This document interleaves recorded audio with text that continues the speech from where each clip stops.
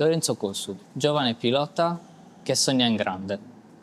Quando è iniziata la tua passione? È tutto scattato in giovane età, quindi 3-4 anni, cioè ero davvero un bambino.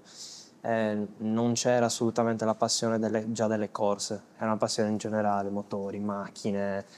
mm, cioè io avevo sempre CD, rally, drift, roba anche un po', se vogliamo, molto lontana da quello che faccio adesso, ma si trattava semplicemente di una pura passione, pura e semplice passione che non aveva nessun interesse ancora all'epoca nel, nel tentare una carriera, ecco. Molto, cioè, si trattava di uscire con mio padre, beccarci magari i concessionari dove c'erano le macchine più carine, Porsche, Mercedes. E la cosa che mi divertiva era fare i finti preventivi. Quindi io che mi leggevo, che ne so, la scheda tecnica, leggevo perché non è che sapessi leggere chissà quanto, sapevo ascoltare sicuramente. E quindi insomma, come abitudine avevo anche quella di chiedere a persona X, ma che macchina hai, quanti cavalli hai, proprio perché tutto ciò mi incuriosiva, già da molto molto bambino. Quando arriva il tuo primo kart? Dovrebbe essere a cavallo tra la prima e la seconda elementare, cioè non ricordo male, quindi tipo 2010 o 2011, adesso non mi ricordo esattamente.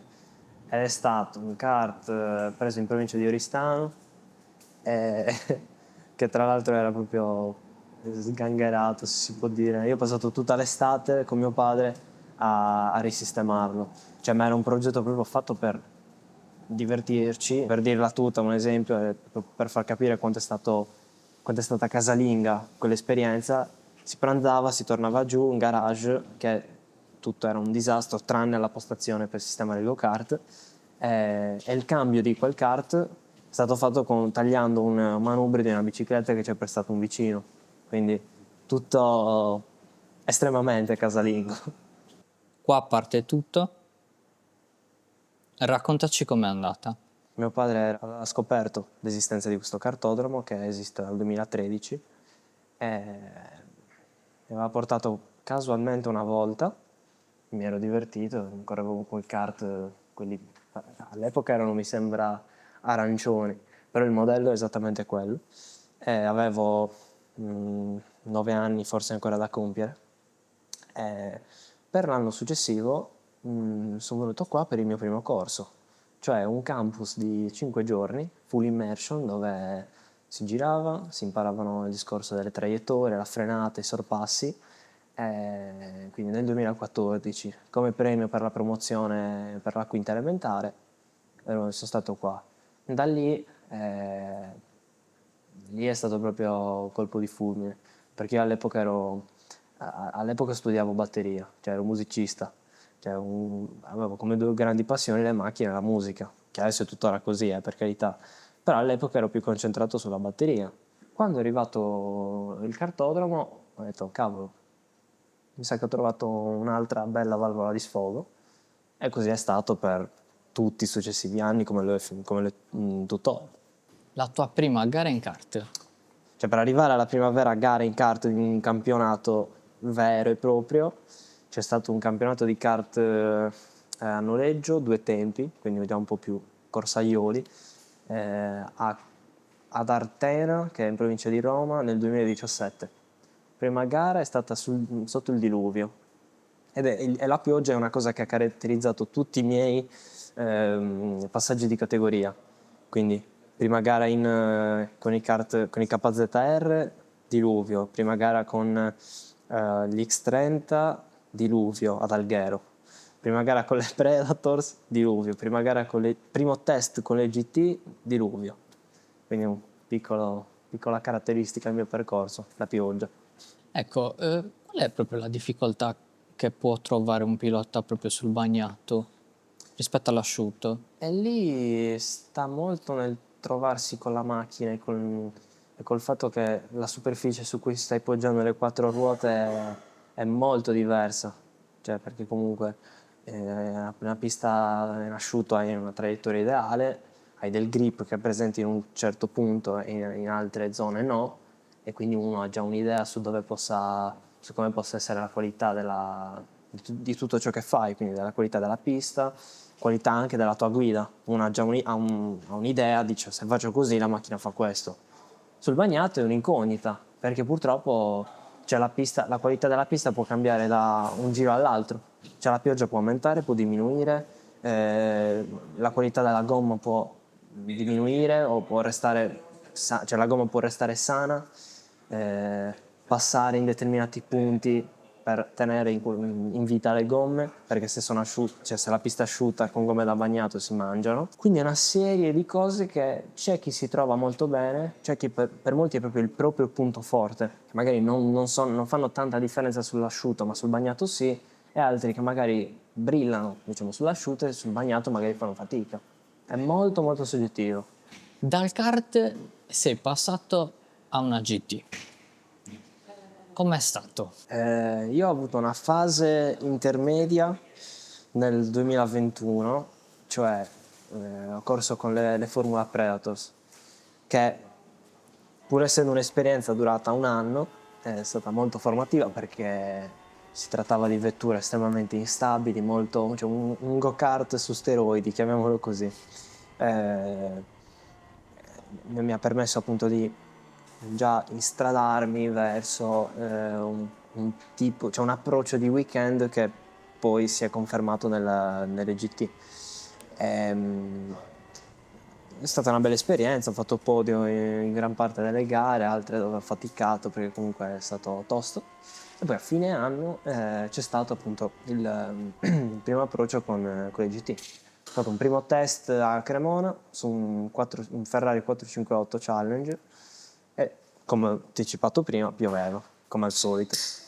È stato molto, molto bello perché poi la soddisfazione è stata di trovarmi bene sul bagnato con quella macchina e da lì appunto il team con cui correvo all'epoca ha fatto la proposta per farmi correre nel campionato italiano Gran Turismo, cosa che poi si è confermata nel 2022. Inizialmente sul 458, poi dopo un test che avevo fatto, cioè un ulteriore test, si era confermato per la 488, quindi è una bella soddisfazione. Come guidare questi GT? A livello di comportamento hai del rollio, hai dei trasferimenti di carico molto più pronunciati rispetto che magari su un go-kart. Sulla macchina devi far fronte a tanti elementi in più, quindi il comportamento dell'anteriore, il come ti segue il posteriore. Poi io ho guidato sempre macchine col motore dietro, quindi sia Ferrari che successivamente Lamborghini, quindi una risposta diversa dall'anteriore, come si compra il peso che appunto alla macchina, perché stiamo parlando di macchine che oscillano tra i 1200 e i 1400 kg, quindi è un mondo completamente diverso, ovviamente anche dal kart, ma sicuramente anche dalle Predators, quindi è stato un processo dove ci si deve adattare in fretta per essere pronti a quel tipo di macchine. Che risultati hai ottenuto con la Ferrari? Con la Ferrari ho fatto primissimo anno quindi nel 2022 ho vinto il titolo del campionato italiano Gran Turismo Endurance nella mia categoria.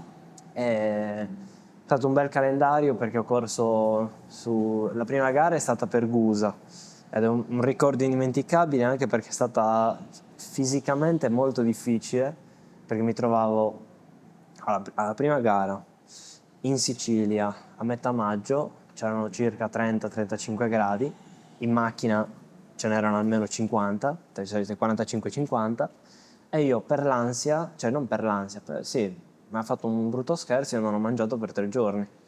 Sono tornato a casa che pesavo 3-4 kg in meno. Quindi è stato molto impattante, cioè mi sono rivisto a casa completamente sciupato, dicevo, cavolo. Nonostante quello abbiamo vinto perché è una pista che gira intorno a un lago, pista da pelo sullo stomaco, molto veloce, molto bella. C'è un tratto che passi in mezzo a due balle di fieno dove proprio con la macchina devi entrare come un disperato quello è molto, molto bello, molto divertente. E poi insomma il calendario è stato Mugello, Vallelunga e Monza, quindi già piste estremamente importanti, e poi all'ultima gara avevo vinto il titolo. Ho un bellissimo ricordo perché era venuto mio padre, era venuto Alessandro, il proprietario del cartodromo, ed era venuto Christian, che è un ragazzo che gira qua al cartodromo, che diciamo, è stato sempre il mio, e tuttora io lo considero un mentore. È stato bellissimo condividere il titolo con loro due, con mio padre, che è stato il primo che ha abbracciato, quindi molto, molto, un bellissimo ricordo. Poi i successivi 2 anni sono stati un campionato europeo barra francese, si chiama Ultimate Cup, e quell'anno sono finito terzo, cioè sono arrivato terzo in campionato, era un campionato a squadre da 2 piloti. L'anno successivo, 2024, ho vinto National GT Challenge, sempre di categoria, lì però da solo. I 2 titoli con Ferrari sono stati molto belli, soprattutto perché, essendo Ferrari, si fanno sempre le premiazioni di fine anno. Quindi si va a Fiorano in pista, c'è la sede attività GT, e ti ritrovi a condividere magari la serata, perché è una vera e propria cena di gala con Fisichella, con i ragazzi che hanno vinto anche il mondiale quest'anno, quindi Pierguidi, Calado, Giovinazzi. C'era l'ultima abbiamo beccato non Fisichella, Giovinazzi, Leclerc in videochiamata, ma erano presenti tutti, Antonio Fuoco, Miguel Molina, cioè piloti estremamente importanti che paradossalmente, a differenza di quello che uno può pensare, molto con i piedi per terra. E per me non è un caso che poi siano piloti estremamente talentuosi e forti. È una gran bella soddisfazione quella. Che tipo di preparazione fai per una gara? Come ti prepari? Ma alla fine non è, diciamo, qualcosa di estremamente impegnativo, semplicemente è un allenamento sicuramente un po' più specifico rispetto al solo andare in palestra, perché ovviamente si cerca di non esagerare con la propria, diciamo, con la massa, nel mettere massa. Quindi era sì, tanto cardio, un allenamento, diciamo, più funzionale a quel tipo di competizioni, quindi lavorare, diciamo, sulla propria resistenza fisica, quindi fare allenamenti di forza, quindi tanto carico e basse ripetizioni, cioè un basso numero di ripetizioni. Io ho fatto un periodo che sono stato seguito nel mio paese alla Semini, da adesso mi segue un mio amico stretto che si chiama Christian, che mi prepara e cioè piano piano col tempo adattiamo l'allenamento e il piano, diciamo, di nutrizione appunto nel tempo, quindi come mi sento, i traguardi che stiamo raggiungendo a livello, cioè proprio il feedback che sto avendo da quell'allenamento, come mi sto trovando con quel determinato piano alimentare, quindi un lavoro costante che nei mesi sta andando avanti. Poi sì, insomma, a livello fisico, oltre a quello, cioè a me piace andare a correre, vengo qua in cartodromo non tanto per allenarmi, cioè come se fosse una macchina, più che altro per tenermi, come posso dire, attivo a livello di cattiveria nel correre, quindi sentirmi sempre bello pronto. E poi ovviamente il simulatore che è fondamentale. Sicuramente quello fa tanto. Cioè le parole di Max di Verstappen sono vere, perché chi meglio di lui può dirlo? Lui ha un team di sim racers e lui è uno dei migliori sim racers al mondo, e conferma che per chi vuole passare dal GT ha detto proprio dimenticate il kart, che il discorso suo può essere travisato, cioè come dire, i kart non contano niente, i kart contano quando si tratta di, insomma, prontezza più fisica a livello di riflessi, però effettivamente a livello di comportamento rispetto alla macchina è un altro pianeta, quindi il suo discorso era più improntato su quello. Infatti lui dice i simulatori sono fondamentali e io non posso che essere d'accordo. Quindi hai fatto la tua prima esperienza nelle GT con la Ferrari. Sì. Dopodiché sei passato al Lamborghini. Come ti trovi? Direi bene, nel senso è arrivata quasi per caso. All'epoca io correvo all'epoca, l'anno scorso, correvo con un compagno di squadra, Angelo, che era in contatto con questo team e mi ha detto, io l'ho provata, mi sono trovato molto bene, se vuoi provarla anche tu dimmelo che magari ti do il contatto. E ho detto, ne ho parlato con mio padre, ho detto, male che vada non mi piace, cioè male che vada stiamo dove stiamo e va bene così, è sicuramente un test che però per una macchina così vale la pena fare. Cioè Lamborghini Super Trofeo, cavolo, era molto, cioè, sarebbe stata una bella soddisfazione, anche nel caso in cui cioè, non fosse andata benissimo, cioè, sarebbe stata comunque una soddisfazione. Troviamo il modo, grazie a degli sponsor proprio post campionato, che è rarissimo, di fare dei test, cioè di fare un test a Cremona, senza aspettative, sono venuto qua con Christian, il ragazzo che è venuto con me a Monza, diciamo il mio mentore qua, proprio il relax totale, andiamo lì, il giorno io rispetto al pilota di punto ho girato 4 decimi, cioè cosa che ha sorpreso in primis me e poi ovviamente anche, diciamo, il team non se l'aspettavano, e quindi abbiamo detto, mi sa che qua è una bella, si può fare una cosa interessante. Sicuramente è stata una delle giornate più belle nel mio percorso sportivo, perché è stato proprio adattarmi da zero a una macchina molto diversa dalla Ferrari, però bella. Sono tolto un'enorme soddisfazione quel giorno, davvero ho un bellissimo ricordo. Non ha piovuto. Però c'è la nebbia, c'è sempre qualcosa che rompe le scatole, c'è la nebbia con visibilità a 80 metri, cioè forse 80, neanche. Quindi sei andato a memoria. Sì, sì. Poi la pista era appena cambiata, cioè cambiata, delle piccole variazioni per la Superbike, che insomma, l'anno scorso ho iniziato a correrci lì, e, e quindi mi sono ritrovato sulla nebbia con una macchina che non avevo mai guidato, su una pista che comunque era un minimo cambiata, ma che conoscevo, però è stato comunque, cioè, un giornatone, fantastica, 0 gradi, mi ricordo che tenevamo i piedi caldi, cioè i piedi e le mani li abbiamo attaccati allo scaldone delle gomme, perché almeno era una temperatura umana. Bellissimo, davvero bello. Parliamo di guida. Che tipo di pilota sei? Più strategico? Più aggressivo? Forse più strategico, cioè anche un po' più pulito proprio a livello di guida. A me piace quel tipo di guida, molto aggressivo no, però paradossalmente sono uno che prima che scoprisse la Formula 1, il GT, è sempre stato innamorato del rally, del drift. Cioè io qua mi chiamo Kazama, che è un nickname che uno può dire chi è. È un pilota di drift giapponese che nei primi anni 2000 ha vinto il titolo di Formula Drift giapponese. E io all'epoca guardavo solo lui che faceva queste cose con Keiichi Tsuchiya, che è considerato il re del drift, e io ero, cioè, innamorato di sto qua e ho scelto il nickname qua. Oppure uno dei miei piloti preferiti, se non il mio pilota preferito, è Sebastian Loeb. Quindi cioè, avevo dei riferimenti opposti a quello che poi è diventato il mio percorso anche a livello di tecnica. Cioè, quindi mi ritengo un pilota abbastanza pulito nella guida, molto, molto composto, non mi piace intraversare perché questo e quest'altro, anche a partire solo dai kart. Cioè, qua sono sempre stato considerato uno che guida proprio coi guanti, un peso delicato, però efficace. Quindi a me piace più quel tipo di guida. Però, paradossalmente, appunto, a me piace moltissimo anche la guida sporca. Cioè, la amo proprio. Ok, hai citato il rally. Sì.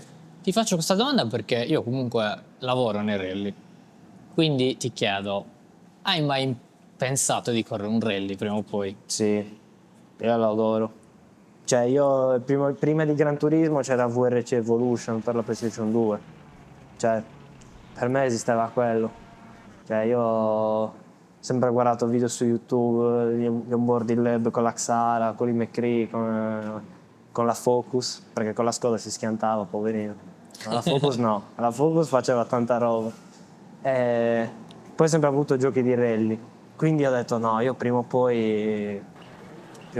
cioè, dovrò farlo, cioè, a me piace. Poi magari farò schifo, non è quello a cui sto pensando, a me piace proprio l'idea di farlo. Io non so mai, ho fatto in tempo, in un anno, a conoscere Miki Biasione e Sebastian Loeb, ma non ho ancora visto un rally in vita mia. E questa cosa mi fa rosicare da morire. Vabbè, c'è sempre tempo. Capiterà, no, deve capitare, deve succedere. C'è un circuito che senti particolarmente tuo? Io ho un sogno, cioè quello di correre a Spa, perché quella ho un debole per quella pista. Però di quelle che ho corso, io mi sono trovato molto bene a Navarra, che è in Spagna, che un periodo ci ha corso anche il GT World Challenge, ci ha corso fino a, mi sembra 2 o 3 anni fa, la Superbike, e mi ricordo di aver fatto davvero una bella gara. E poi quest'anno scoperta molto piacevole, perché negli altri anni ho faticato a dir poco tanto,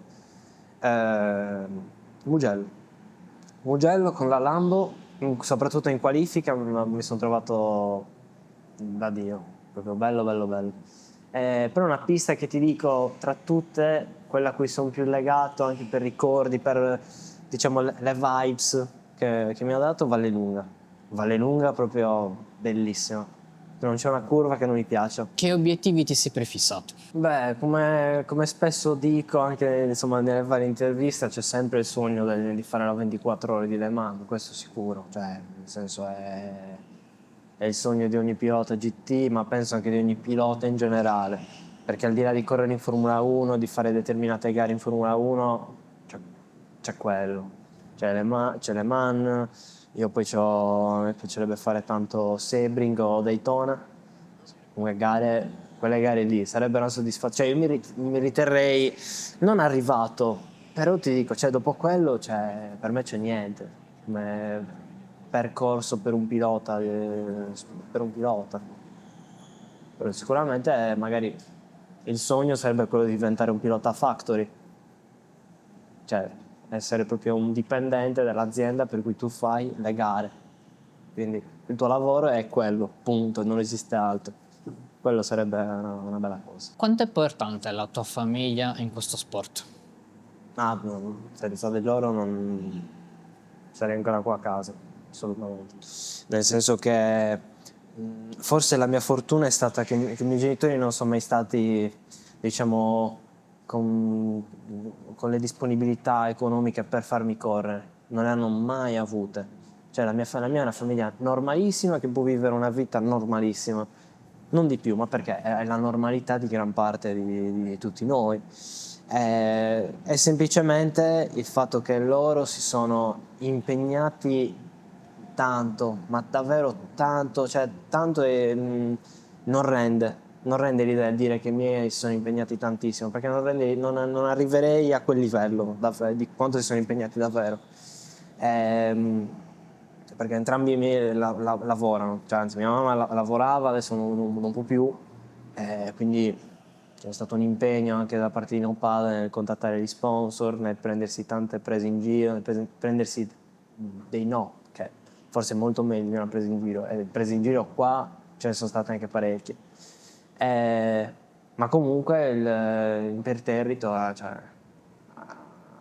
continuato e abbiamo ottenuto quello che è stato ottenuto. Per quello determinate vittorie, ma anche solo determinati podi hanno avuto un sapore fantastico. Anche solo fare il quel test a Cremona con la Lambo, cioè dove io all'epoca lavoravo come diciamo, manovale al Teatro Lirico qua a Cagliari, non aveva prezzo, perché io fino al giorno prima ero lì in teatro a spostare strumenti, il giorno dopo ero lì su una Lambo e il giorno dopo si tornava a lavorare. Quindi è sempre stata una questione di sacrifici. Cioè, i miei hanno sputato sangue per portarmi dove sono. Poi gli sponsor sono quelli che pagano, per carità, ma senza di loro io non avrei mai avuto la stessa forza che mi hanno dato loro. Da solo non ci avrei mai fatto. Quanta difficoltà c'è per un pilota sardo? No, al di là della distanza, che vabbè, quella è inevitabile. Cioè, io quest'anno mi sono dovuto trasferire a Modena perché non aveva più senso.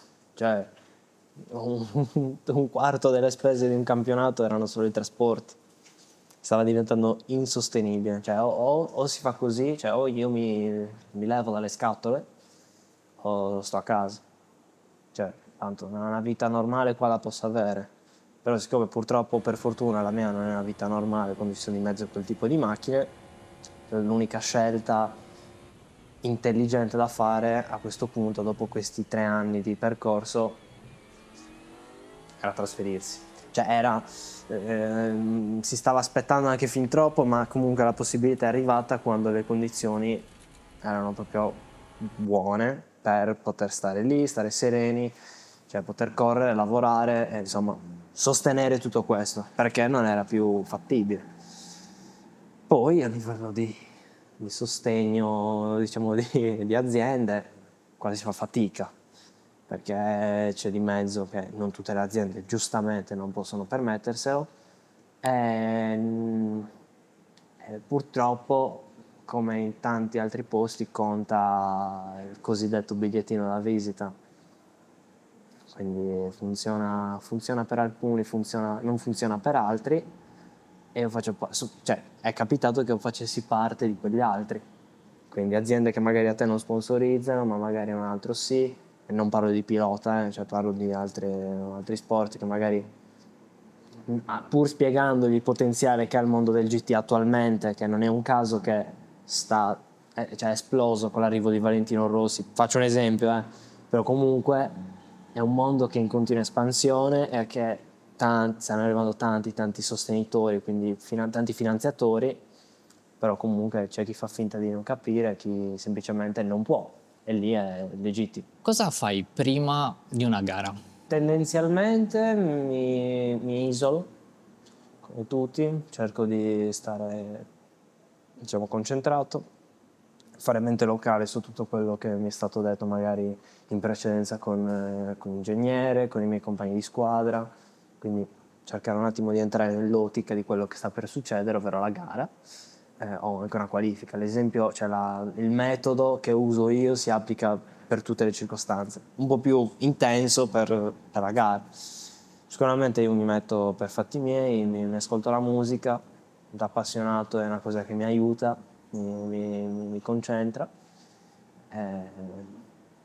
e cerco di visualizzarmi un po' la gara, cerco di stare calmo anche a livello di respirazione, cerco di insomma stare concentrato però calmo, cioè caricarmi il giusto, perché poi troppa adrenalina ti porta a fare errori, troppa poca ti porta a dormire, diciamo, nelle fasi più importanti, quindi la partenza, il tentare un sorpasso o insomma stare, diciamo, nella lotta, ecco. Quindi diciamo la preparazione è principalmente quella. Poi c'è chi salta la corda, a me piacerebbe farlo, magari dall'anno prossimo la valuto sta cosa, perché comunque qualche piccolo movimento di attivazione muscolare non fa mai male. E poi c'è chi si allena con i riflessi, con le luci, e quello è molto utile, lo fanno anche in Formula 1, voglio dire.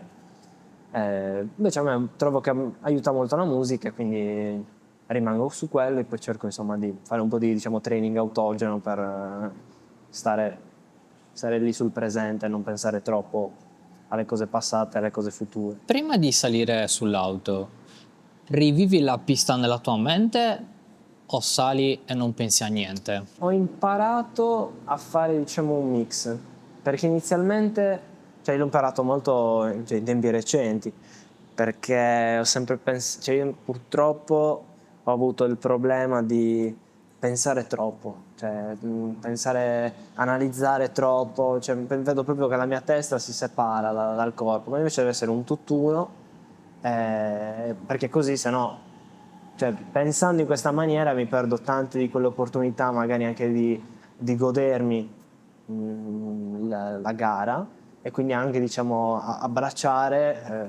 poter abbracciare la casualità, l'imprevisto.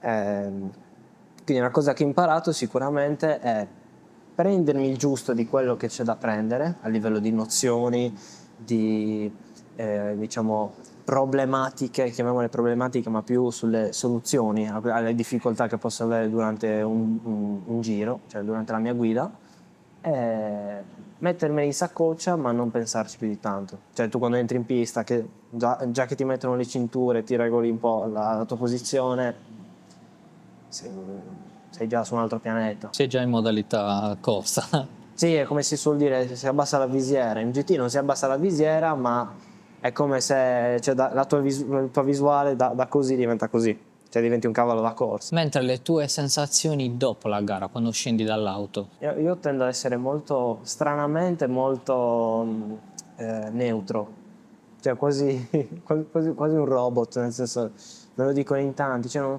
non ti arrabbi, non fai salti di gioia, sei neutro. Ed è una cosa su cui lavoro, perché poi la testa appena scendi dalla macchina è cosa c'è da sistemare, cosa ho sbagliato e cosa ho fatto giusto. Anche lì torniamo al discorso di non pensare troppo. Cioè, quando si scende dalla macchina, innanzitutto, cioè, quello che faccio io è magari parlare con l'ingegnere, dare il mio feedback e appunto dire ciò che penso di come sono andato io, di come è andata la macchina, di come ci siamo trovati io e la macchina.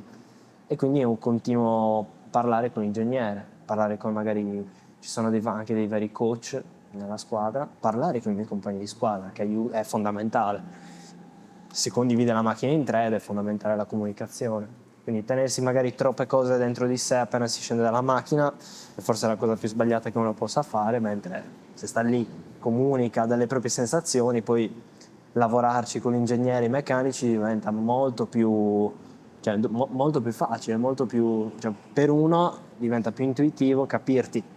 Come vivi i momenti di difficoltà nelle gare, anche una sconfitta? Cioè, di base penso che io non sia mai stato particolarmente emotivo, cioè nell'esprimere proprio il disappunto o magari la gioia di fare un podio, di vincere una gara. Sicuramente è un lavoro molto introspettivo per quanto mi riguarda, forse anche fin troppo, perché tendo sempre ad interiorizzare magari i miei pensieri, cioè magari le mie chiamiamole le mie paranoie. Eh, Semplicemente è trovarsi, cioè essere consapevoli di ciò che è successo, magari come può essere un risultato negativo o un ritiro o un incidente, e magari sul momento viverla per come viene. Cioè, quindi se c'è della rabbia, c'è della rabbia, se c'è della gioia per una vittoria, cerco di godermela il più possibile, anche se per carattere mio ho sempre fatto fatica anche a metabolizzare una vittoria. Sicuramente sono stato bravo a metabolizzare le sconfitte, paradossalmente, perché è da lì proprio che sembra una frase fatta, ma comunque è da lì che impari davvero tanto. Cioè, 2 anni fa ho avuto un incidente importante dove mi sono proprio schiantato. Cioè, io sotto il diluvio ho preso una botta allucinante intorno ai 130-140 km/h. Se il rientro è stato un trauma, sicuramente i giorni successivi ho preso il positivo di quelle giornate e si va avanti, dove si cerca di sistemare gli errori fatti, si cerca di capire anche come affrontarli, perché non è facile, perché ci sono tante cose che entrano in mezzo a livello mentale, economico, di confidenza, non è facile, però sicuramente ritengo che non sia così male nell'elaborare tutto ciò. Se dovessi descrivere il tuo percorso in 3 parole, quali sarebbero? Uso la mia solita emotività nel descrivere queste cose, faticoso ma bello. Ok. Penso che siano le 3 parole che rendano al meglio tutto ciò. Ok Lorenzo, abbiamo finito.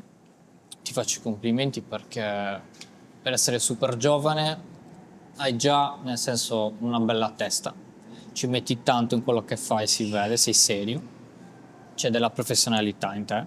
E quindi poi anche il fatto che sei sardo gioca un ruolo importante perché io sono molto orgoglioso delle persone che comunque dalla Sardegna provano a sognare in grande e a fare qualcosa di bello. Quindi davvero complimenti Grazie. e grazie per la disponibilità. Grazie a te, grazie a te.